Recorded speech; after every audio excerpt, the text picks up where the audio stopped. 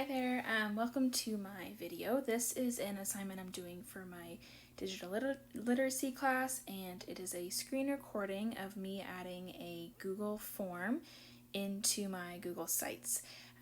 This is going to be a contact page, so you can see here I've just gone into my Google Drive and I've started a contact form. They have a lot of templates there, and this one looked probably the most useful for what I'm trying to do today. So I just changed the title and gave a little descriptor, just asking anyone that's visiting this site to complete the form if they want to get in touch with me. That way I don't need to put my contact information on the website just for privacy's sake. I'm just taking a scroll through, seeing what options are already there. I know I don't want to have an address section, but I definitely need an email section and a name section. I don't need phone number. I won't be calling anyone. And when you click on the sections, you'll see that there's other options that come up. You can choose what type of question it might be. So you can see there it's like a paragraph. The one above it was a short answer. You can do multiple choice, check boxes. So I'm just trying to get a little bit of feel for what is available, where this is my first Google form. One thing I knew I needed was an option asking them what question they had, just so I know why I'm being contacted, whether it's for resources or, how did you make your Google site, or maybe we want to hire you, which would be awesome. So just giving that option. And I just wanted to make sure that each question that was being asked or each fillable field was set up in the right way. So for me, there's just some new options that I needed to get used to. I have used Google Forms before, but it was quite a long time ago, so I just wanted to kind of get familiar with it again. And I also wanted to know how they heard about my website. I do plan on sharing it via Twitter and maybe some other social media outlets. I'm not quite sure yet. Hopefully there'll be some people talking about it maybe, so whether it's word of mouth. And I gave, you'll see here in a minute, I did give the option for other, which was a little bit tricky at first. I wasn't sure if you can see that there's an add option or there's an add other option. And the add other option is actually perfectly set up for what you need, because it offers space for them to type out what the other option is that they or how they heard about the site. So I tried to kind of create my own. You'll see here in a minute. But then I quickly learned that no, I need to just go with what they have offered to me there.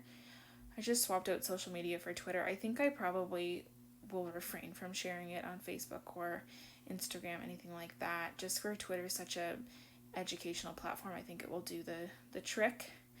I also thought about mentioning maybe you heard about it through a hiring process, maybe where it was linked to my resume, but I thought that might not be the most necessary. So if they feel fit, maybe they can add that in the other option. I did make all these fields required. You'll see that at the bottom there's a little slidable toggle that you can make it required or unrequired.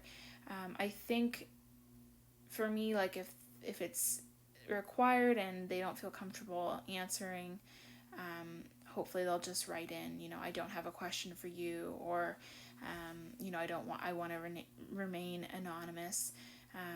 If this was something I was doing for, let's say, like families of students, I maybe would give the option to have those not required, just so they didn't feel that pressure. But with this website, I don't think there'll be anything really daunting that I'm asking them to include here. So I felt comfortable with that. And you can see here I'm still struggling with that other option. Once I got a hang of how to navigate the app, it was really straightforward. I find sometimes I get confused where things are almost so straightforward that I didn't even think of that. So at first I just thought, that other option wouldn't have a section where you could explain yourself. So I tried to create my own.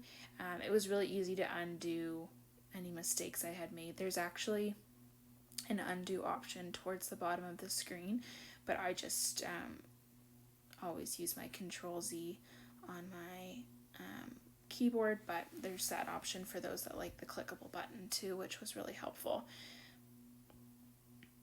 I'm just kind of giving it a once over. I wanted to make sure I didn't miss any features. There was options to like include pictures or videos, and I wasn't really sure how I would use that, but if I come up with something maybe on my next form.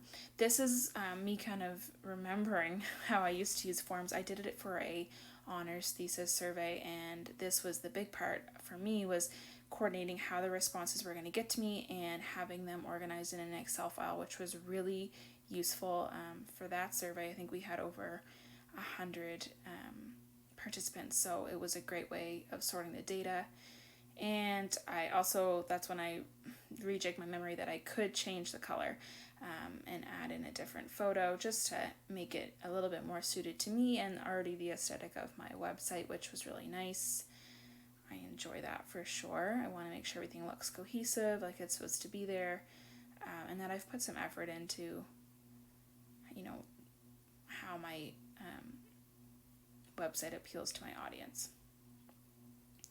So I changed the photo up there, and I really liked the photos they had available.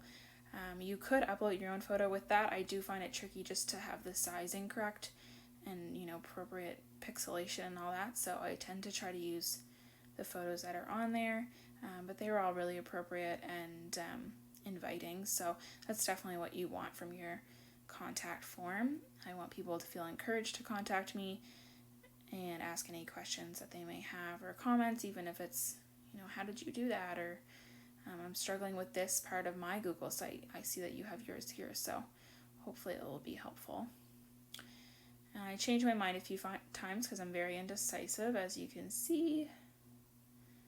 But I go back with the coffee. I think that's pretty universal, so.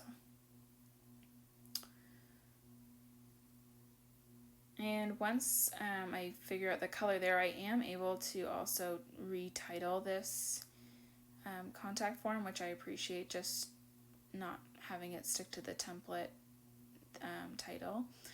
And then you can have multiple for maybe you have different websites or different projects going on. I'm sure as teachers we'll have different forms throughout the year, so I thought that was great. You'll see that in a minute.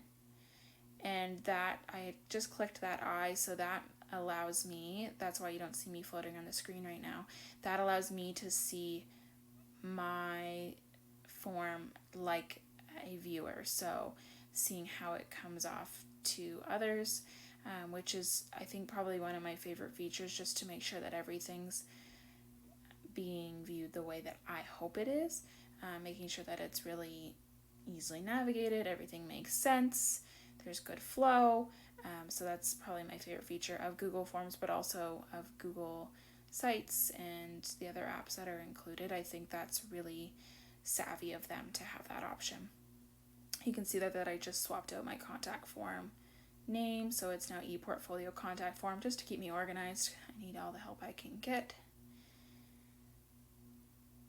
There is a bit of delay. That's just me swapping to my other screen. So I'm using a screen recording app that's attached to Google Chrome, and this is my first time using it.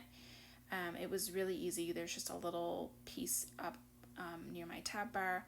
Looks like a little red video button, and I just press that. It asks which tabs I want to be recording, and it will allow you to record them as you swap between. You just need to accept the request. So that just, there's a little bit of delay when that happens. So now you can see I went into my Google Sites, I clicked insert, and I went down and clicked forms. So the form's already completed there. I did try, prior to making this video, or recording this I should say, just saying insert forms, and I hadn't created the form yet. You can do it that way. You have less,